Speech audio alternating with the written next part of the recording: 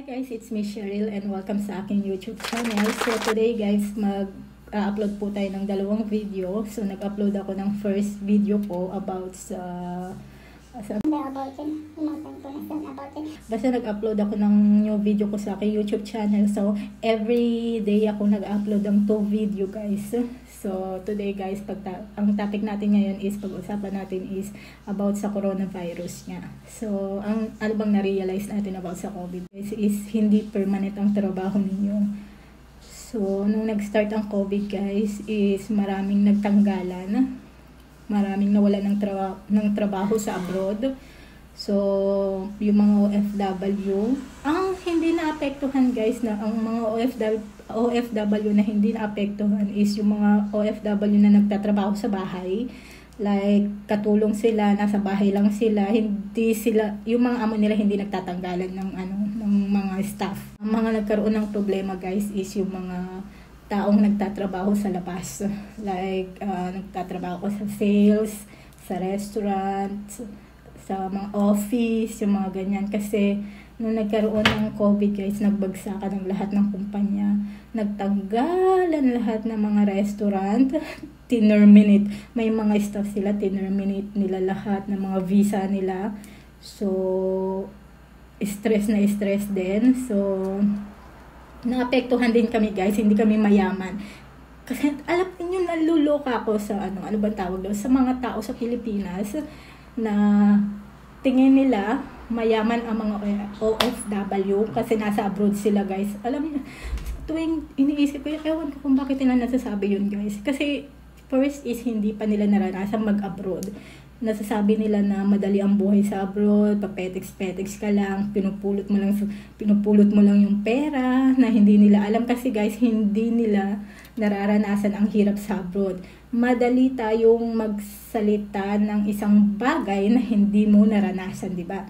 Katulad ng ako kasi guys, sa tuwing nagsasahod ako, tinitreat ko ang sarili ko.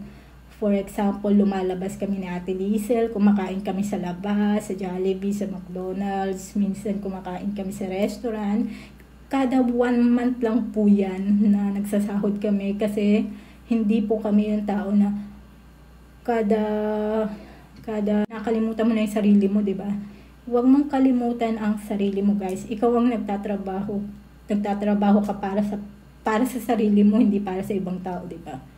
So, sabihin nyo ng makasarili or makasarili tayo sa buhay. You call this one, pero sa atin kasi masama tayong tao pag hindi tayo tumulong sa pamilya natin.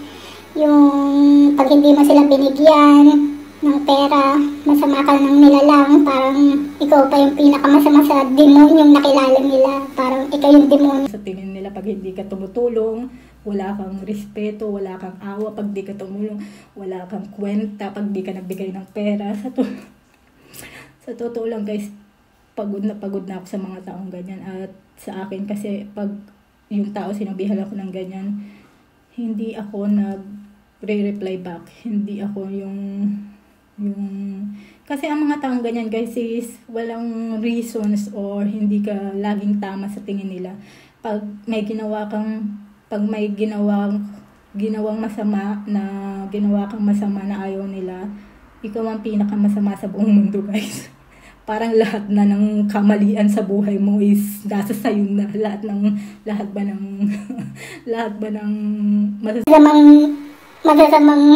masasamang satanas sa lupa is umakyat na at sumalib na sa katawan mo.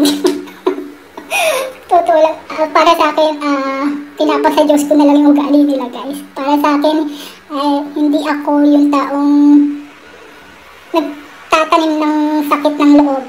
Para bang, ako kasi guys, parang pinasa Diyos ko na lang sa kanila. Pinasa Diyos ko na lang lahat na mangyayari sa buhay nila kung ano man.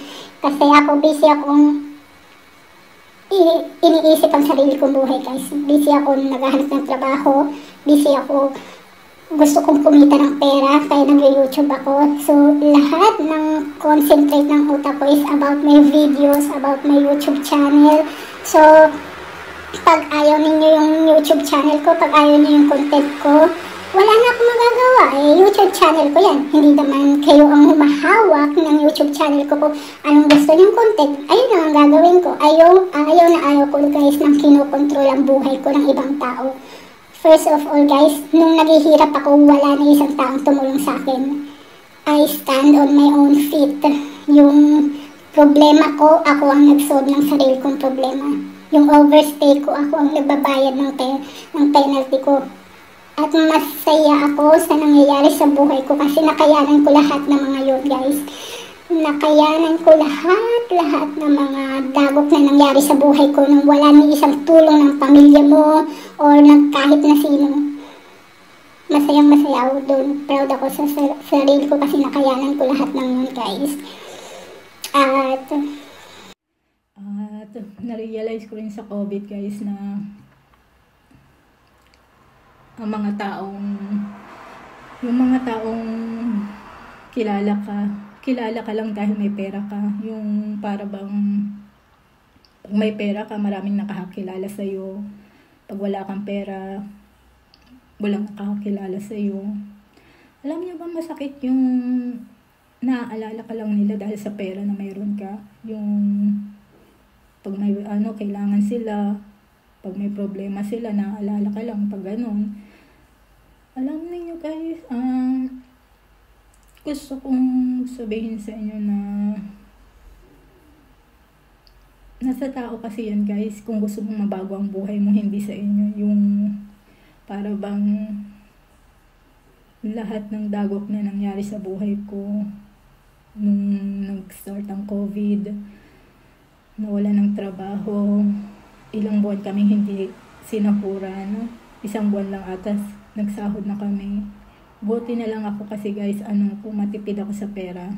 Hindi ko naman ini-empty yung packet ko guys. Talagang sa grocery, minimum lang na ang gino-grocery ko lang guys na pagkain ko.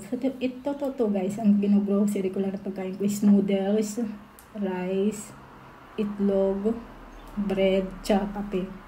Ayun lang yung mga binibili ko na pagkain ko everyday guys. Sa tuwing nakikita niyo yung nag-upload ako ng mga picture sa Facebook na about sa mga food na masarap, ayun lang yung kada 1 month na tinitreat ko naman yung sarili kong kumain sa mga restaurant pangkatulad niyan. Kasi guys, ang buhay kasi guys, katulad ngayon, kung hindi ka nagtatrabaho sa abroad at nagpe-petiks ka lang, walang mangyayari sa'yo guys. Hindi mo bansayan na hindi yan katulad ng Pilipinas na pwede kang magstay ng forever. Naghahabol ka ng visa mo guys. At sinong tutulong sa'yo? Wala ni isang tutulong sa'yo guys. So ayun lang guys, na-share ko lang sa inyo yung mga dapat na natin sa buhay, yung nare-realize natin na hindi forever ang sa tuwing, kasi guys, ang mga taong nakakahawak ng pera ng madalian, hindi nila na-appreciate yung value ng pera na meron sila.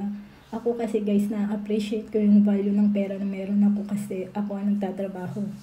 Ako ang gumigising ng 3:00 ng madaling araw. Ako ang naliligo, ako ang napapagod sa trabaho. Kaya na-appreciate ko yung pera na meron ako. So